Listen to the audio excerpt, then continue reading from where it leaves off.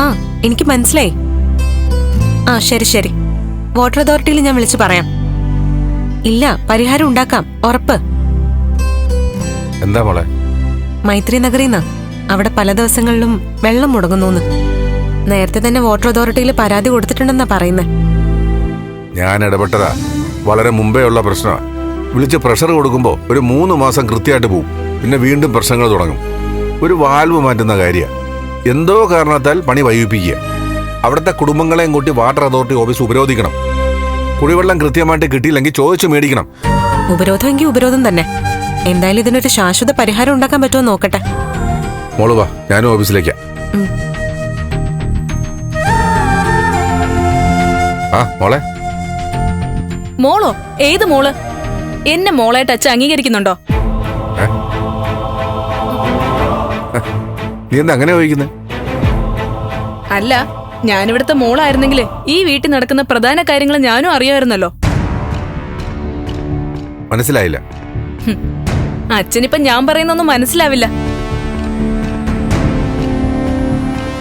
MLA ആയ മോൾ എന്തെങ്കിലും പറഞ്ഞാലേ അച്ഛന് മനസ്സിലാവൂ. അടുക്കളയിൽ കിടക്കുന്ന എന്നെ കൊണ്ട് എന്ത് പ്രയോജനം? കാര്യം പറ രജനി. ആ രാധാമണി ഈ വീട്ടിൽ കാട്ടിക്കൂട്ടിയത് എന്തൊക്കെയായിരുന്നു? എന്നിട്ട് ആ വിവരം എന്നെ ഒന്ന് വിളിച്ചറിയിച്ചോ? ഞാൻ ചന്ദ്രോത്ത ആളല്ലേ? മോളെ, അത് ദേവിക നല്ല രീതിയിൽ കൈകാര്യം ചെയ്തു. പിന്നെ നിങ്ങളെ കൂടെ അറിയിച്ച് പേടിപ്പിക്കണ്ടെന്ന് കരുതി. അച്ഛന്റെ ഈ ന്യായമൊക്കെ കയ്യിൽ വെച്ചിരുന്നാ മതി. അച്ഛൻ കാര്യങ്ങൾ എന്തുകൊണ്ടാ എന്നെ അറിയിക്കാത്തെന്ന് എനിക്ക് മനസ്സിലായി. എന്തുകൊണ്ടാ? ക്രെഡിറ്റ് എനിക്കൂടി കിട്ടുമെന്ന് പേടിച്ചിട്ടല്ലേ? മനസ്സിലായില്ല.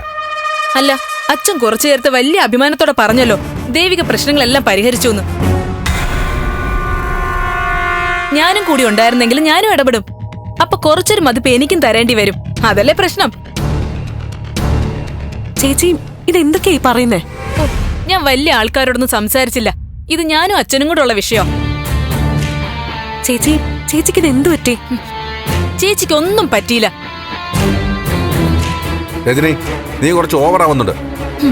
അച്ഛനങ്ങനെ തോന്നും. വീട്ടിലെ പണവും പദവിയും ഉള്ളവർക്കേ അംഗീകാരമുള്ളൂ. മക്കളായാലും ശരി, മരുമക്കളായാലും ശരി.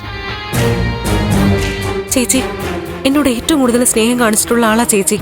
അതെ, എന്നിട്ടിപ്പ പാല് തന്ന കൈക്കിട്ട് എന്നെ കൊത്തി. അതങ്ങനെയാണല്ലോ. എന്താ ചേച്ചി, എന്താ പ്രശ്നം? ഒന്നുമില്ലേ. മോള് വന്നേ, മീറ്റിംഗിന് സമയമായി. അച്ഛൻ വരണം. എനിക്ക് അച്ഛനോട് അമ്മയോട് കുറച്ച് സംസാരിക്കാനുണ്ട്. നമുക്ക് വൈകിട്ട് സംസാരിക്കാം. എനിക്കിപ്പോ ദേവിയോടൊപ്പം പോണം. ദേവിയോടൊപ്പം പോണോന്നോ? ദേവിയക്ക് വഴി അറിയാം, കൂടാതെ ഡ്രൈവറും ഉണ്ട്. അച്ഛനെന്ത് ഇവളുടെ പിയാണോ? അച്ഛന്റെ വില കളയരുത്. അച്ഛനൊരു വലിയ പാർട്ടിയുടെ സംസ്ഥാന നേതാവാ. ഒരു പീക്കിരി MLA പുറകെ നടന്ന് സ്വയം ചെറുതാവരുത്.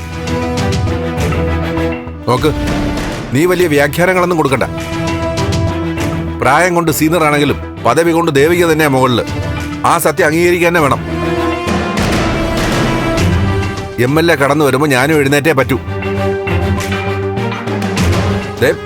പീക്കിരി MLA എന്നൊക്കെ ഇവിടെ വെച്ച് പറയുന്നത് കൊള്ളാം. പൊതു സ്ഥലത്ത് വെച്ചാണെങ്കിൽ വിചാരിച്ചെടുത്ത് ചിലപ്പോ അവസാനിച്ചൊന്നും വരില്ല. എന്തായാലും ശരി, അച്ഛൻ വന്നേ. ഈ മോക്ക് അച്ഛന്റെ മേൽ എന്തെങ്കിലും അവകാശം ഉണ്ടോന്ന് അറിയണം. രജനി, ഞാൻ പറഞ്ഞു, അത്യാവശ്യം ചില മീറ്റിംഗിൽ പങ്കെടുത്തേ പറ്റൂ. അച്ഛൻ വരണമെന്നില്ല. രജനി ചേച്ചിക്ക് അച്ഛനോട് എന്തെങ്കിലും പറയാനുണ്ടാവും. അച്ഛൻ ചെല്ല. അച്ഛൻ എന്റെ കൂടെ വരാനേ നിന്റെ റെക്കമെൻഡേഷൻ ഒന്നും വേണ്ട. എന്റെ അച്ഛനാ. എന്റെ ഒരു ആഗ്രഹം അച്ഛൻ തട്ടിക്കളയില്ല. അച്ഛൻ വന്നേ. ഞാൻ വരില്ല. നീ അകത്തേയല്ലേ, അമ്മയും നന്ദനൊക്കെ അകത്തോണ്ട്. ഞാൻ കഴിയുന്നത് നേരത്തെ വരാം. അങ്ങനെയാണല്ലേ? ശരി അച്ഛാ, സന്തോഷം. അച്ഛൻ പൊയ്ക്കോളൂ.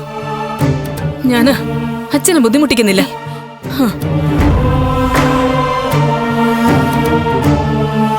അച്ഛാ, ഞാൻ ഒറ്റയ്ക്ക് പൊക്കോളാം. നീ വണ്ടി കയറി.